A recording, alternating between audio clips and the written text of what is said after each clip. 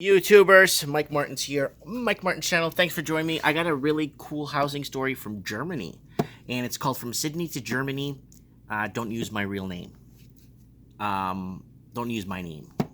So this was sent to me. I had someone in the comments say, I have a feeling, I got this vibe that you're making up these stories. Well, if someone asks me, if they send me this long, in-depth email, and they ask me not to read it but paraphrase it, like, I don't know how to kind of put it together without forgetting anything. It's kind of tough. So, but this one, he told me I could go ahead and read it, but I'm not going to use his name. Okay. Hi, Mike. I do a lot of driving. I do a lot of driving for work, driving around all of Europe for my job. So I have a lot of time to listen. And since I am from Sydney, I started to watch your channel. It is very informative about the English-speaking world. I moved to Germany in 2008 for work and had a decent job in Sydney, but due to the insane cost of living could barely afford to save money. In about 2007, when I knew I would be moving overseas for at least a few years, it's now over a decade, I started to look for something to buy, so when I come back, I will have something. I thought prices would go up. Back then, the interest rate in Australia was very high. I think it was quoted at about 7%. I think this was interest principal. The broker said I would be able to borrow about $350,000, which when doing the maths was impossible unless I did nothing but work and go home and eat rice and water. And this would have bought a one-bedroom in a crappy suburb. So I didn't buy. Very smart. Very smart. So I didn't buy. Okay. So I moved then to Germany, where there had been, except Munich, Frankfurt, and Hamburg, the bigger cities. Where was that? Let me just move it up here. Almost no movement in prices for 20 years. I went to, let's call it a tier 2 city. Instantly, I was shocked to how cheap real estate was. When you could buy for 12 or 15% yield in this city, I was stunned.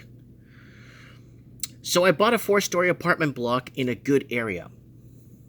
Very positively geared after the loan and all for less than the price of a 2-bedroom apartment in a crappy part of Sydney. This was in 2010.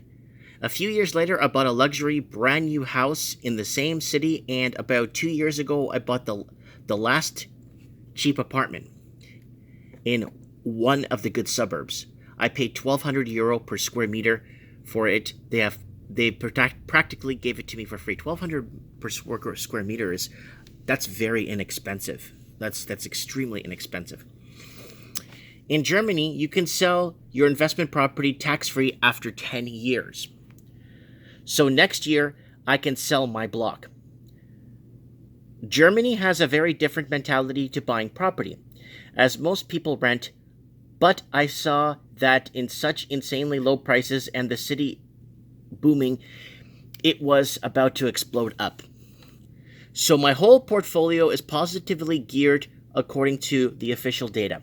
You can pull off the websites. My portfolio is worth about 1.2 million more than what I paid for it.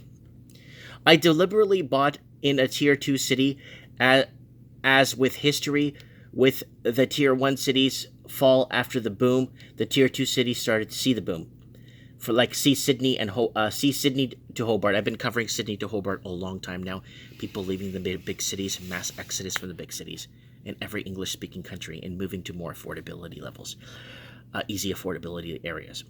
Munich has boomed, and it's so expensive now that it even puts Vancouver to shame. About 2 years ago, they were selling luxury apartments for €22,000 a square meter. Holy crap. So in this building, what was it? 23 square meters. So in this building, a 100 square meter apartment is selling for €2.2 million. So if Munich starts to fall, the big money there will spread to people will spread to the tier 2 cities. So once the crash happens in the tier 1s, here I have about 2 years to sell. Mind you, if the rental situation is totally different here, you literally cannot rent there. Most people wait 2 to 3 years before finding an apartment, as they are all full, and most jobs there state on the application. You must live within 50 kilometers of Munich to apply for a position, because they know you will not be able to get a rental in Munich. So they want to make sure that you're within distance, a parameter. That's a really good idea, actually. So people don't have to come into work for like 3 days travel to come into work on horseback. Anyways, but Germany has extremely strict lending practices, and they do not look at the current interest rate. They look at historical average. The last time I applied for a new loan, they did all the calculations based on interest rate was 10%. Could I afford it? Even though the loan was approved at a 1.5%, there is no restrictions on foreign buying here. So the only reason I can think of that makes the market is being flooded is with overseas money, yet is due to the massive language barrier. Also, the exposure of real estate in the banks is about 12% here. The Australians over 60%. So that's their portfolio. So that's pretty steep in Australia. I cannot believe how cult-like the Sydney market has become. The brown smelly stuff is going to hit the fan so epically hard that they'll be cleaning poop for years to come. As you can see, I did the math on my investment. In Sydney, people just go. Prices will never go down. Buy. Doesn't matter what and where. I believe that Sydney is going to be 40 to 50% peak through. The official data, which is about 3 months old, says Sydney at about 13%, meaning in reality is probably down already 16-17%. I hope this gives more insight. Please do not use my name. You could call me the Lone Ranger as my YouTube name. Thanks, the Lone Ranger. Okay, buddy. So that's that. So he escaped Sydney, and he escaped when prices were still reasonable. But then he said, you know what?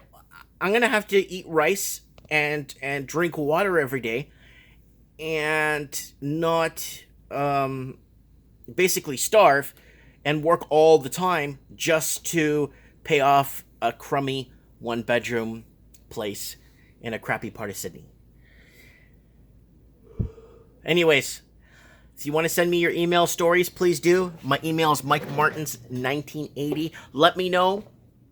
MikeMartins1980@gmail.com. Let me know, guys, please, if you want to paraphrase it, if you want me to paraphrase your story, so I kind of just don't get into so many specifics, and I could kind of wrap the story around. It takes me a bit of time to get it out there, or I could just read it like I just did, and I could keep you anonymous. Send me your emails. Let me know your housing story. Did you leave and go somewhere better? The greener pastures, better life? Let me know. I'd like to know. Comment below. Thanks for watching. And if you want to support the transmission, please share one of my videos. Thanks for watching, and thanks for your emails.